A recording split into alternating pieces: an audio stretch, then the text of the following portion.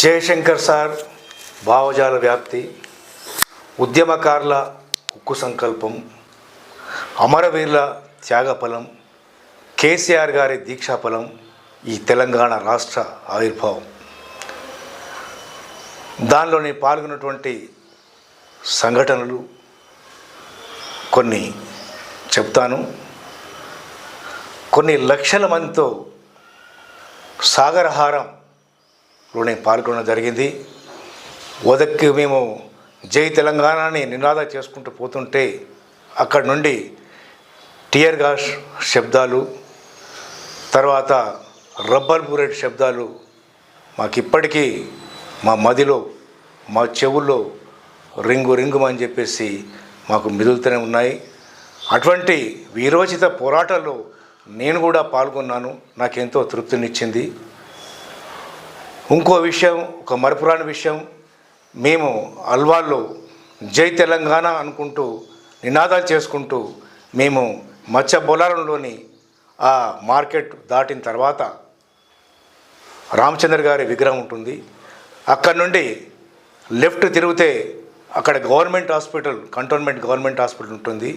ఆ దారిలో మేము జై తెలంగాణ అనుకుంటూ పోతున్నాం.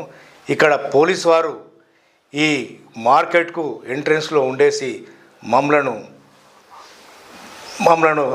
అదుపు చేసుకుంటూ జై తెలంగాణ అని చెప్పేసి మా వెంబడించారు వారు.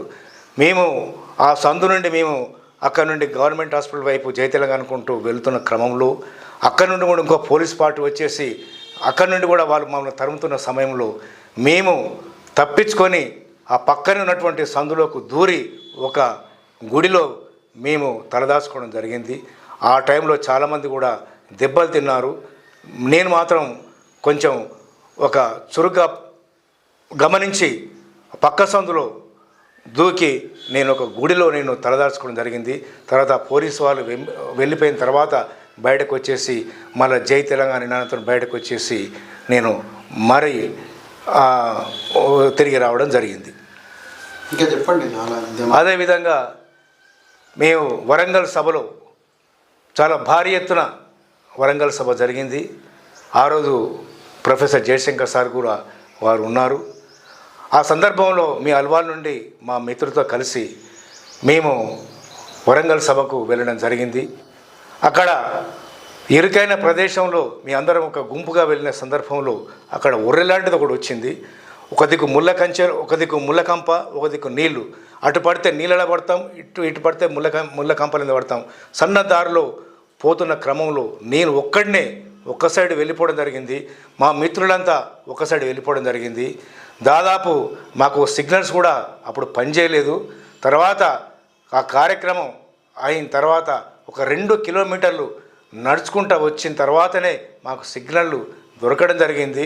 అప్పుడు ఊపిరి పీడ్చుకున్నాను. మా మిత్రులతో మాట్లాడి ఫలానా కాడ మేము ఉన్నాం, ఫలానా కాడ మా బస్సు ఉంది, మీరు రండి అని చెప్పేసి అంటే నేను ఒక్కడినే వెళ్ళేసి వాళ్ళ గుంపులో కలిసి ఆ రోజు మళ్ళీ తిరిగి అల్వాల్ రావడం జరిగింది. అటువంటి విషయాలు కోకొలలు.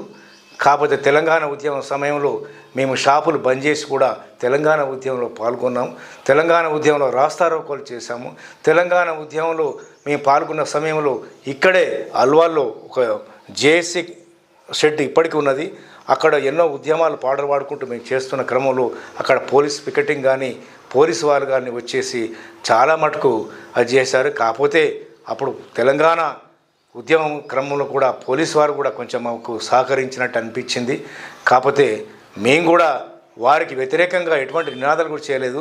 మా పోరాటం ఒకటే, మా కేసీఆర్ గారు చెప్పినట్టుగా మనం గాంధేయ మార్గంలో వెళ్దాం, అహింసా మార్గంలో వెళ్దామని చెప్పారు. కాబట్టి ఎటువంటి మీ ప్రాపర్టీ ధ్వంసానికి కానీ మేము పాల్గొనలేదు. ఈ ప్రాపర్టీ మన తెలంగాణ వారిదే కాబట్టి ప్రాపర్టీ ధ్వంసం అనే విషయం కరెక్ట్ కాదు, ఇతర మనుషుల మీద దాడి చేయడం కూడా కరెక్ట్ కాదు అనే ఉద్దేశం కొద్దీ అహింసావాదంతోనే మేము కేసీఆర్ గారి పిలుపు మేరకు మేము ఆ విధంగా ఉద్యమాలు చేయడం జరిగింది. ఒక్కటి చెప్పండి. ఇన్ని ఉద్యమాలు చేసినప్పుడు మా కష్టం వృధా పోలేదు, తెలంగాణ వచ్చింది, చాలా సంతోషం అని చెప్పండి. ఇన్ని ఉద్యమాలు చేసినందుకు మాకు తెలంగాణ వచ్చింది, అదే మాకు సంతృప్తి. తెలంగాణ కోసమైతే 60 ఏళ్ళు ఆరాటపడ్డాము, 60 ఏళ్ళు పోరాటం చేశాము.